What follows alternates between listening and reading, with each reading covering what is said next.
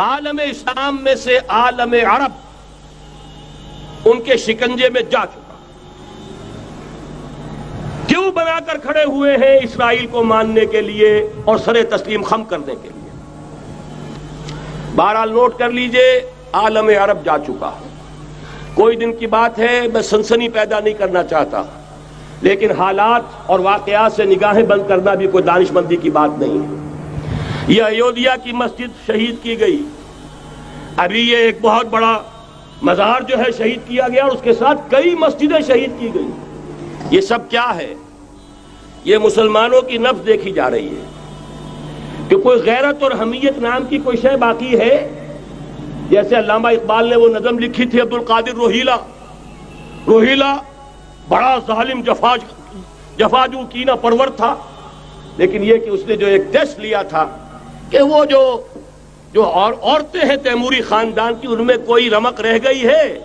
معلوم ہوا کہ نہیں، کہ غیرت نام تھا جس کا گئی تیمور کے گھر سے، ختم، غیرت نکل گئی۔ اسی طرح ایودھیا کی مسجد، اب چرار شریف، اور یہ کوئی دن کی بات ہے کہ اب مسجد اقصی کا نمبر آیا کہ آیا، اس کے لیے پوری تیاریاں ہو چکی ہیں۔ یروشلم کا مشرقی حصہ خالی کرایا جا چکا ہے، اس کے اندر اب پورا تسلط یہودی کر رہے ہیں، یہاں تک کہ اب کے یاسر عرفات صاحب نے بھی کچھ نہ کچھ جو ہے احتجاج کی بات کی ہے، حالانکہ اب تک ہر بات مان کر منقار زیرے پر تھا، لیکن یہ کہ ایک وقت آتا ہے آخر کار اسے بھی کچھ بولنا پڑ گیا ہے۔ لیکن یہودی اب پیچھے قدم ہٹانے والا نہیں ہے۔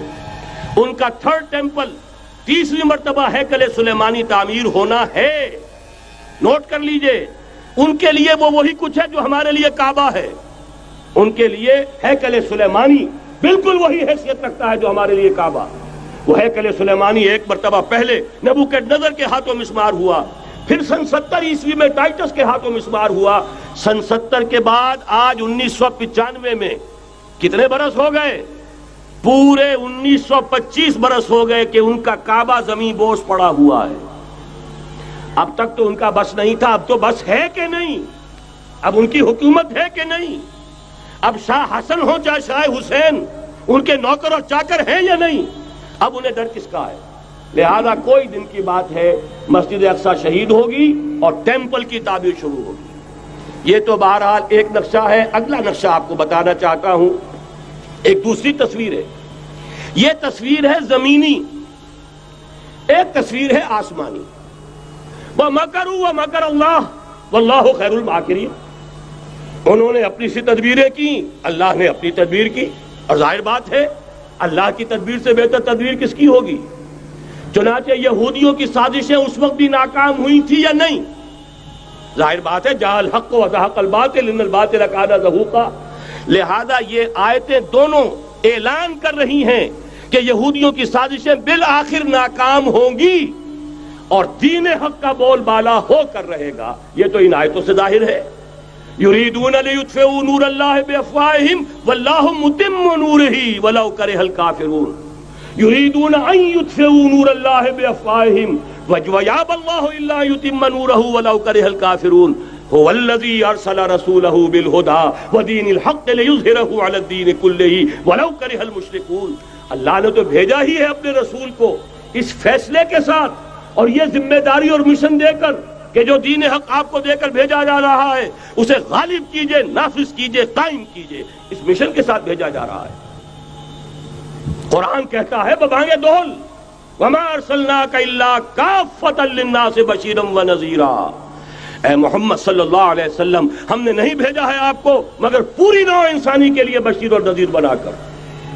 تو جان لیجئے کہ یہ مقصد بعثت محمدی صلی اللہ علیہ وسلم بتمام و کمال اس وقت پورا ہوگا جب کل عالم انسانیت پر، کل روئے ارضی پر اللہ کا دین اسی طرح غالب ہو جائے گا جس طرح کہ محمد رسول اللہ والذین معہ صلی اللہ علیہ وسلم ورضی اللہ تعالی عنہم اجمعین، ان کے ہاتھوں سے، ان کے ایثار سے، ان کی قربانیوں سے، جن کا نقشہ آپ کے سامنے مولانا کھینچ چکے ہیں، ان کے اثار، ان کی قربانیاں، ان کی محنت، ان کی جفاکشی، ان کی سرفروشی، ان کے جان تن من دھن لگا دینے کے نتیجے میں جیسے اس وقت غالب ہوا تھا کل روئے ارضی پر غالب ہوگا، تب کہیں جا کر مقصد بعثت محمدی مکمل ہوگا۔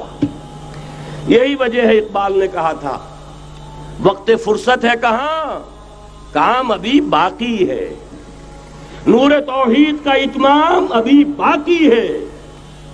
لیکن ساتھ ہی خوشخبری بھی دی تھی، یہ چمن معمور ہوگا نغمہ توحید سے، آئے گا وہ دور، یہ چمن معمور ہوگا نغمہ توحید سے، لازماً آ کر رہے گا۔ دین کی بات پھیلانا صدقہ جاریہ ہے، ثواب کی نیت سے ویڈیو کو شیئر ضرور کیجیے۔ جزاک اللہ۔